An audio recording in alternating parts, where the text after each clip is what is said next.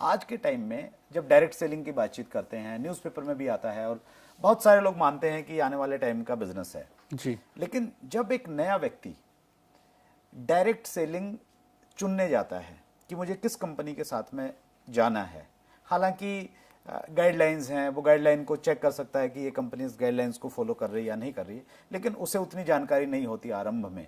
Right. एक व्यक्ति को अगर सही कंपनी चुनना है जी। तो वो किन चीजों का ध्यान रखे?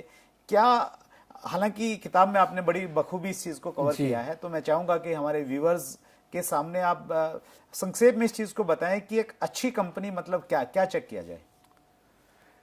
देखिए, अगर एक सिंपल और सरल सा हम फ्रेमवर्क रखें, क्योंकि जो भी आदमी या जो भी डिस्ट्रीब्यूटर किसी के पास जाएगा वो अपनी कंपनी को ही बेहतर बताएगा, राइट। और ये समस्या आती है कि अब मैं किसकी बात सुनूं। तो अगर हमारे पास एक फ्रेमवर्क हो जाए, एक यूनिवर्सल फ्रेमवर्क बन जाए, तो हम उसमें आकलन कर सकते हैं कि कौन सी कंपनी करनी चाहिए, किसमें फ्यूचर ब्राइट है, राइट। तो 4 चीजें अगर आप किसी भी एक कंपनी में देख लें, कोई भी, अगर उन 4 कंपनी, इन चारों को मैं ऐसा बोलता हूं, ये 4 स्तंभ हैं जिसपे एक डायरेक्ट सेलिंग कंपनी की नींव है। ये चारों स्तंभ, इस पे एक कंपनी खड़ी है। अगर ये चारों स्तंभ मजबूत रहेंगे तो कंपनी पीढ़ी दर पीढ़ी तक रहेगी और डिस्ट्रीब्यूटर्स अपने वो सारे सपने पूरे कर पाएंगे जो सोचकर वो डायरेक्ट सेलिंग चुनते हैं।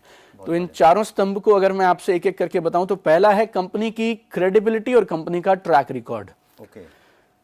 कंपनी की क्रेडिबिलिटी और ट्रैक रिकॉर्ड बोले तो डायरेक्टर्स कौन है, क्या करते थे, कितनी पुरानी कंपनी है, रजिस्ट्रेशंस वगैरह सब पूरे हैं कि नहीं, सरकार के द्वारा ये कंपनी मान्यता प्राप्त है या नहीं। और अब जब से एफडीएस से हमारे साथ है, आईडीएस से हमारे साथ है, तो ये बहुत एक सिंपल, एक छोटी सी चीज अगर हम चेक कर लें, कम से कम वो कंपनी एफडीएस से और आईडीएस से जैसी संस्थाओं से मान्यता प्राप्त कंपनी हो, उनकी मेंबर हो, राइट। तो ये कंपनी की क्रेडिबिलिटी और ट्रैक रिकॉर्ड सबसे जरूरी।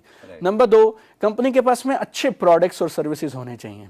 अच्छा। और अगर मैं एक लाइन में आपसे बोलूं कि अच्छे प्रोडक्ट और सर्विस में किसे बोलता हूं, ऐसे प्रोडक्ट्स और सर्विसेज जिनको बिना नेटवर्क मार्केटिंग का प्लान अपॉर्चुनिटी बताए भी बेचा जा सके, राइट। मैंने साइड कर दिया कि नेटवर्क मार्केटिंग है, प्लान है, प्रोडक्ट अपने आप में इतना शानदार हो और उस रेट पे उपलब्ध हो कि आम आदमी अपनी जरूरतों के लिए वैसे भी उसको खरीद ले।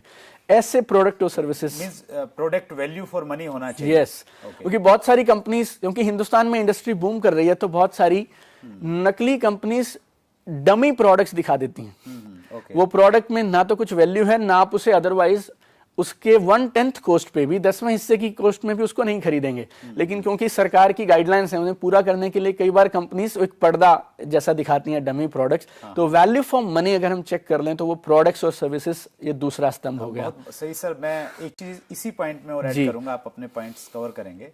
जो गाइडलाइंस हैं सेंट्रल गवर्नमेंट के द्वारा जो इशू की गई है, उसमें भी बहुत साफ साफ लिखा गया है कि कंपनी जो प्रोडक्ट अवेलेबल करवा रही है, जो सर्विस दे रही है, वो वैल्यू फॉर मनी होनी चाहिए।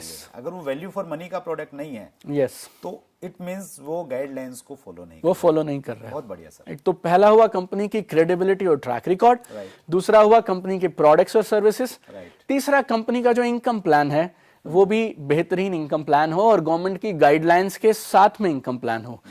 जो ये कंपनीज हैं जो कमिटमेंट देते हैं कि आप इतना लगाएं इतना आएगा, बिना कुछ किए आएगा, इस तरह के प्लान से लोग बच के रहें। देखिए, बिना कुछ, जहां आपको ये सुनने को मिल जाए ना, आप आइए, कुछ पैसा लगाइए और उसके बाद लगातार आएगा। जितना दूर हो सके ऐसे लोगों से दूर रहें, और अगर कहीं शिकायत कर सकते हैं तो जरूर शिकायत भी कर दें, राइट। तो कंपनी की क्रेडिबिलिटी और ट्रैक रिकॉर्ड, अच्छे value for money products and services, company का अच्छा इनकम प्लान हो जो सस्टेनेबल हो, और वो ना जो पैसा आपको कंपनी दे रही है उसका एक सोर्स होना चाहिए। रेवेन्यू जनरेशन हो कहां से रहा है, प्रोडक्ट की सेल होगी, उसमें से ही कंपनी कोई मार्जिन दे सकती है। जहां पे आपको ऐसा दिखे कि कुछ भी नहीं बेचना, बस आप आइए और हो जाएगा, आप समझिए वहां कुछ ना कुछ तो गड़बड़ है, राइट। तो एक रेवेन्यू जनरेशन मॉडल हो, राइट। प्रोडक्ट की सेल के बाद पैसा आता हो, राइट, वो अच्छा मैं मानूंगा, वो इनकम प्लान अच्छे हैं। और चौथा, एक अच्छी कंपनी के पास एक अच्छा एजुकेशन सिस्टम हो, तो आप जिन भी अप्लायंस के साथ में जुड़ रहे हैं, जो आपके सीनियर्स हैं, स्पॉन्सर्स हैं, उनके पास भी एक प्रूवन तरीका हो काम कैसे किया जाए, काम को कैसे आगे बढ़ाया जाए। आपको कुछ टूल्स वूल्स ब्रोशर्स वगैरह कुछ कंपनी दे दे, ताकि आप अपनी नौकरी या अपनी दुकान के साथ, स्टूडेंट्स हैं तो साथ साथ कर पाएं इसको। तो ये चारों चीजें अगर ठोस रहेंगी तो वो कंपनी के साथ आंख मूंद करके अच्छा समय है हिंदुस्तान में आज शुरू करने का, जरूर करना बहुत चाहिए। बढ़िया सर, आपने गाइडलाइंस को 4 शब्दों में बहुत अच्छे से आपने समअप किया। ये बहुत अच्छी चीज है। Thank my you so pleasure much. Sir, my pleasure. Deepak Bajaj एक कामयाब शख्सियत बहुत सारे क्षेत्रों में। दोस्तों, आपको हमारा आज का ये पहला एपिसोड कैसा लगा, उसके लिए हमें आपकी राय चाहिए। आप कमेंट बॉक्स में जाके जरूर बताइए। इस चैनल को सब्सक्राइब कीजिए और नीचे जो बेल आइकॉन आपको दिख रहा है उसको जरूर दबाइए ताकि नोटिफिकेशन आपके पास में आती रहे। और इस कार्यक्रम में आप किन लोगों को सुनना चाहते हैं, किन लोगों से रूबरू होना चाहते हैं, उनके नाम आप जरूर लिखिए नीचे कमेंट बॉक्स में जाके। हम प्रयास करेंगे कि वो लोग जिनको आप सुनना चाहते हैं हम आपसे रूबरू करवाएं।